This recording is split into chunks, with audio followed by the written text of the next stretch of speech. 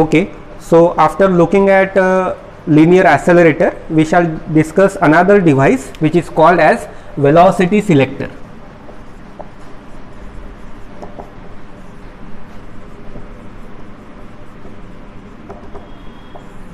Velocity selector. So actually, what is the need of this particular device? So you know that we may have any number of charges. Okay, we can have a source of charge particles. This source will emit positively charged particle and negatively charged particle depending on the source of charged particle. Okay, and all these charged particle, when it will be emitted by the source, it may travel in different directions, and we know that how to rearrange this charged particle to move in one particular line. So what we can do, we can have a slit. Okay, we can have a slit, and during in this pinhole, through this pinhole, this charged particle can go, and it will follow this straight line path after passing through the slit. Okay, this much we can do, but we can easily understand that whenever the source will emit the charged particle, this charged particle may travel with different velocities also. Suppose this charged particle is traveling with velocity v1, this is with v2, this is with v3, v4, v5, etc., etc. So out of these so many different velocities, if we want to select one particular velocity of the charged particle, means through this slit I want the charged particle whose velocity is suppose only v3. Okay, I don't want other charged particle whose velocity is v1, v2 and v4. So if I want the charged particle whose velocity is only v3, what can be done? So the device which does this particular job, okay, or the device which choose one particular velocity of the charged particle among different velocities, that particular device is called as a velocity selector. That particular device is called as a velocity selector. So we shall see now how this particular device works, velocity selector. So in this device we need first of all the source of charges. Okay, so there will be the source of charges. Suppose that this particular source emit the positive charges, whose charge is denoted by plus q. Okay, now this particular source will emit charges. It means that all the charged particle can move with different velocities. Okay, so I want this charged particle to travel in one particular direction. So what I will do, I will use a slit. So slit S1 I can use more slits. Okay, so S1 and S2 are the slits. Okay, because of this particular slits, the charged particle will follow a linear trajectory. This charged particle will move in a line. Okay, now what I will do, I will subject this charged particle to the electric field and magnetic field simultaneously. Okay, what I will do, I will subject this charged particle, or I will force this charged particle to move through the electric field as well as magnetic field. Now how this distribution of electric field and magnetic field is there, so that I will show you. Now since this is a positively charged particle, what I will do, I will situate two plates. I will situate two parallel plates. On one of the parallel plate I will deposit negative charges, and on another parallel plate I will deposit equal number of positive charges. So what will be the direction of electric field? The direction of electric field is from vertically downward. The direction of electric field will be vertically downward direction. Okay, so electric field will be acting in this particular direction. Electric field is always directed from positive to negative terminal, right? And in this particular region itself I will deposit the magnetic field. Or I will create the magnetic field whose direction is perpendicular to the plane of the board, and it is directed inward. Okay, so electric field and magnetic field, they are perpendicular to each other, right? Electric field is oriented in vertically downward direction. Magnetic field is perpendicular to the plane of the board, and it is directed inward. Okay, now what will happen? This charged particle will move. It will be moving with different velocities. Okay, its velocity may range v1, v2, v3, v4, v5, v6, v7, etc., and so many. Okay, different charged particles can have different velocities, right? Now once this charged particle enters into this particular region, in which there is a electric field and there is a magnetic field, then what will happen? You see, this charged particle is here. Now in this particular region there is a electric field, there is a magnetic field. Now because of the electric field, electric force will act on the charged particle. Okay, so because of the electric field is there is a electric force act on the charged particle, and this electric force I will represent it like F suffix E. F suffix E stands for electric force acting on the charged particle. What is its value? Its value will be Q times E. Its value will be Q times E. Okay, so I think I will assume that this charged particle is over here, Q, and on this charged particle electric force is acting. Now electric force is again a vector quantity. In which direction this electric force will act? So what will be the direction? The direction of the electric force will be same as that of the direction of electric field. And what is the direction of electric field? Electric field is oriented from vertical direction towards the downward direction, vertically upward towards the vertically downward, right? So in this direction the electric field is acting. So on the same direction there will be the electric force. There will be the electric force. So this will be Fe. This will be Fe, and its value is obviously Q times E. Okay, so what electric field is doing here? Electric field is pulling the charged particle from its rectilinear part towards the vertically downward, or electric field is pulling the charged particle in vertically downward direction. But in this region there is no electric field only, there is a magnetic field too. Okay, so in this region there is a existence of magnetic field also. So magnetic field will also act on the charged particle, and because of that magnetic force will act on the charged particle. So what will be the magnetic force? The magnetic force acting on the charged particle is suppose denoted by Fb, and Fb is equal to, what is the equation? We know that it is equal to Q into V cross B, where V is the velocity of the charged particle. Now remember that different charged particle will have different velocities. Okay, so for every charged particle the magnetic force acting will be different, that we have to remember. But in general, if V is the velocity of the charged particle, then this much is the magnetic force acting on the charged particle. And we know that, see, the direction of velocity is along this plane of the board, and magnetic field is exactly perpendicular to the plane of the board. So V and B, they are perpendicular to each other, and therefore if V and B they are perpendicular to each other, the magnetic force acting on the charged particle will be equal to Q into V into B. It will be equal to Q into V into B. Now in which direction this magnetic force will act? We have already seen how to find out the direction of magnetic force. So magnetic force direction can be find out with the help of Fleming's right hand rule. Okay, so if this is the direction of magnetic field, this is the direction of magnetic field, this is the direction of velocity, so the magnetic force will act vertically upward. So in the vertically upward direction the magnetic force will act, it is equal to Q into V into B. It is equal to Q into V into B. Now you see, charged particle are entering into this particular region, and in this region there is a electric force, in this region there is a magnetic force. Electric force is pulling the charged particle in vertically downward direction, magnetic force is pulling the charged particle in vertically upward direction. So there will be the struggle between two forces. One force will try to pull the charged particle in the downward direction, one force will be trying to pull the charged particle in vertically upward direction. So who will win? So out of these two, suppose magnetic force is more, then the charged particle will move in the upward direction. Suppose electric force is more, then the charged particle will move in the vertically downward direction and not in the upward direction. But somehow, if somehow we make these two forces equal, okay, if we can make these two forces equal, means if we can do something so that Fb is equal to Fe, Fb is equal to Fe, then what will happen? What is Fb? Fb is Q into V into B. And what is Fe? Fe is Q times E. Okay, so Q gets cancelled, Q gets cancelled. When this is true, when both the forces are equal, when both the forces are equal, we can write the equation like this, and Q gets cancelled here, and we have formula for V. V is equal to E divided by B.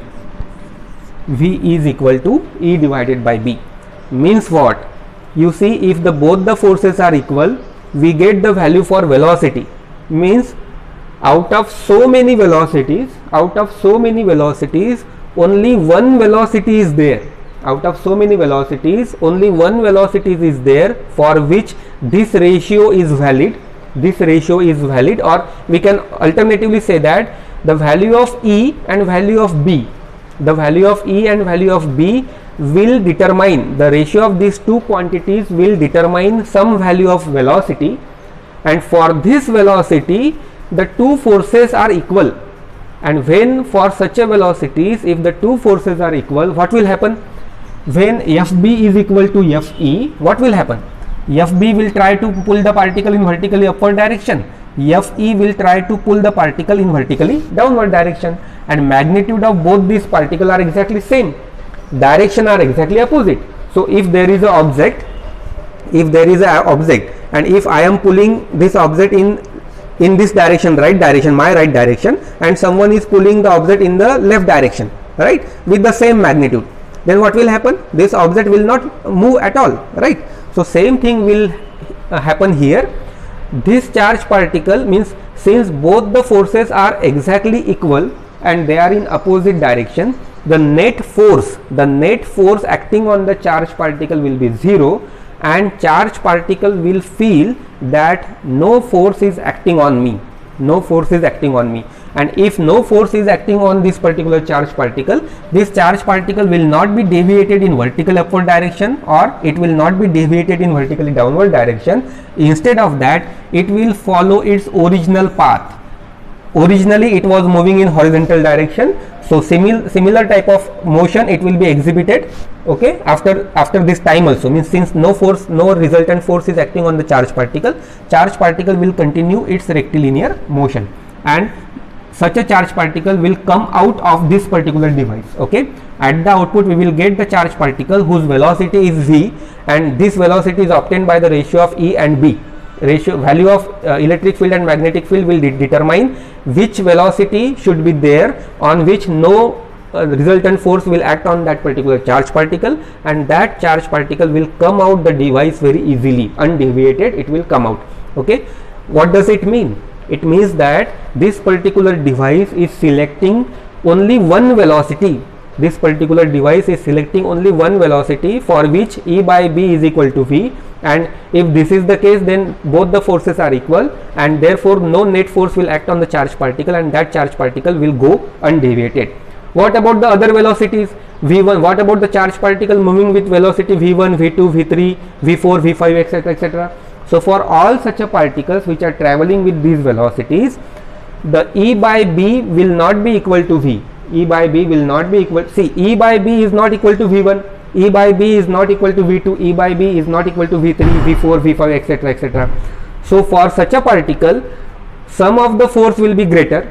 Either Fb will be more or Fe will be more, and depending on the value of the force, the particle will be deviated either in upward direction or in the downward direction, okay. So they will not pass through this device, they will be deflected towards one of the plate, but remaining particle, means only those particles for which V is equal to E by B, those particles will be coming out of the device.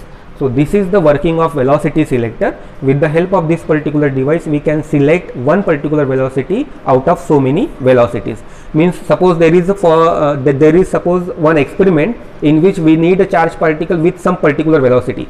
Suppose that we need a charge particle which is moving with suppose 400 meter per second. Actually this velocity is very small. So what we have to do? We have to select electric field and magnetic field. Suppose I have selected this thing 800 volt. Electric field, value of electric field is suppose 800 volt. Then what I have to do? I have to select value of magnetic field as 2. Okay, I have to select value of magnetic field as 2 Weber per meter square. Okay, so 800 divided by 2, that will be 400. So that in such a case, only 400, means the charge particle whose velocity is 400 meter per second, only those charge particle will be allowed to pass through the velocity selector. So this is how we can select one particular velocity out of so many velocities of the source of the positive charge ions or the negatively charged ions. Okay, so this is about the velocity selector.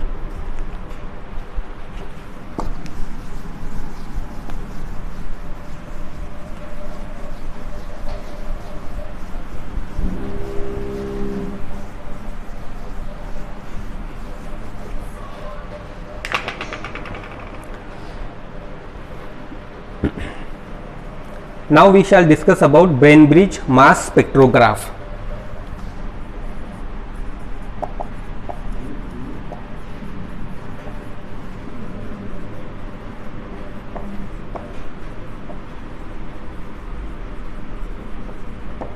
Bainbridge mass spectrograph. So previously we have seen the device whose name is velocity selector, and this particular device selects a particular velocity out of so many velocities. Now what is the use of this Bainbridge mass spectrograph? So spectrograph means what? Analysis of something, okay, and mass spectrograph means what? It is the analysis of masses of different charged particles, okay. So sometimes we may have the cases, we may have the isotopes of, means we may have the isotopes of the some particular materials, okay. So for example, chlorine ion, suppose. So chlorine, we know that chlorine 35, chlorine 30, 37, etc. That, so there are the some isotopes possible of chlorine ions, okay. So we may have the positively charged ions or negatively charged ions, and we may have the isotopes of that particular material. It means that we may have the material and whose mass number is different, okay, whose mass number is different. It means that the masses of whose masses are very different. So if we want to analyze such a masses of different charged particles, then that can be done with the help of Bainbridge mass spectrograph. So Bainbridge is the name of the scientist, and he has developed this particular mass spectrograph. So what is the construction of this mass spectrograph? So it generally consists of a source of ion. So there will be the source of ions, okay. It will emit positively charged ions or negatively charged ions or the charged particles as such, okay. So all these ions will be passed through slits, so that this is slit S1, this is slit S2, so that they will be moving in rectilinear direction, okay. So these charged particles or ions are moving in the rectilinear direction, and they will be subjected to velocity selector. They will be subjected to velocity selector. So there will be positive terminal, there will be negative terminal, and there will be the magnetic field directed perpendicular to the plane of the board and directed inward, and electric field is directed from vertically downward. So what will happen? Because of this velocity selector device, this out of so many velocities, only one particular velocity will be selected. So output of this is that only one velocity, only single velocity charged particle will be allowed to move out of this velocity selector, okay. So this particular device I can enclose over this, right. So here V is equal to E divided by B. Only those particles will move whose velocity is given by ratio of electric field and the magnetic field. Now there is a magnetic field now, because our spectrograph, the section of the spectrograph begins from here, okay.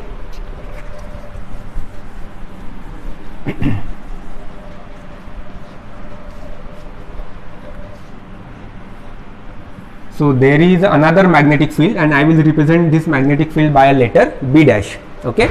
Again, the direction of the magnetic field is similar to that of this direction. It is perpendicular to the plane of the board, and it is directed inward. It is directed inward, okay. Now we are having different charged particles, okay. We may have the isotopes of different materials, or we can have the different charged particles whose masses are different, and all these charged particles are moving with the same velocity, because we are taking the output of the velocity selector. Now once these charged particles are arrived here, what will happen? These charged particles are now subjected to the magnetic field only, and direction of the magnetic field is already given. What is the initial direction of velocity? Initial direction of velocity is exactly in this direction, exactly in horizontal direction, right. So this is the direction of velocity. This forefinger indicates the direction of velocity, this finger indicates the direction of magnetic field. So what will be the direction of magnetic force? Vertically upward. And I have already told you that in the presence of magnetic field, the charged particle follows the circular path. The charged particle follows the circular path. So what will happen? This charged particle will move like this, okay. Some charged particle will move like this, some charged particle will move like this. Remember that these are following the circular path only. Only the thing is that I have kept here the photographic plate, so that I can see the different spots of the charged particle, means where these charged particles are striking. So this spot, in order to visualize this spot, I have restricted the path of this circular motion up to this only, okay. Now I can measure the radius of all this circular path. See, this particular distance can be represented by x. Okay, this particular distance can also be represented by x. This particular distance means I can find the radius of this circle and this circle. And what is the formula to obtain the radius of circle? We know that if the radius is denoted by r, what is the detailed formula? We know in order to follow the circular motion, centripetal force must act on the charged particle, so mv square divided by r, and a magnetic force acting on the charged particle will be q into v into b. So one v gets cancelled, and we need equation for r. R will be equal to mv divided by q into b, right? So radius of this circular path can be obtained by this particular formula. Now in this case, velocity, I have already find out what is the velocity of the charged particle, because velocity is a constant quantity in our case. So r is equal to m, instead of v I can write capital E divided by q. Here it should be b dash, because the magnetic field is denoted by b dash. So here b, so b into b dash. So r is equal to m into capital E divided by q into b dash. Now see all these quantities. Capital E is the electric field. We are applying the electric field, so its value is constant. Q is the charge on the particle, so that is constant. B is the magnetic field of the velocity selector, that is also constant. B dash is the magnetic field applied in this particular region of the mass spectrograph, so that is also constant, right? So all these quantities are constant. So this radius of the circular path will be some constant k. This, instead of writing all these quantities, I will write one constant k into m. This implies r is directly proportional to m. I have not assumed m as constant here. It does not mean that mass of individual particle is changing. It only indicates that we are having charged particle, different charged particle with different masses. So as such, mass is not constant here, right? So in this way we prove that r is directly proportional to m. Means radius will be directly proportional to m, means some charged particle will trace a smaller circle, some charged particle will trace a bigger circle, some charged particle will also trace a more bigger circle, means increasing with increasing radii. Why? Because the radius depends on the mass. So the charged particle whose mass is small, that charged particle will trace a smaller circle. The circle whose mass is more, that charged particle will trace the larger circle. So what you can do, you can measure this distance x. Okay, you can measure this distance x because you know the starting point, opening point of the slit, you can say, and you know the striking point of the charged particle. Okay, where the charged particle is striking, that much distance you know, means this spot you are knowing. So you can measure the distance between these two spots, you can measure the x. And what is the relation between x and r? What is this x actually? X is the diameter of this circle, and diameter is nothing but 2 times r. Diameter is nothing but 2 times r. So x is equal to 2 times r is nothing but k into m. You can calculate the value of k for your particular device, and from this equation m is equal to x divided by 2k. X divided by 2k, you can find out the unknown mass of a charged particle, unknown mass of a positive or negative ions, right?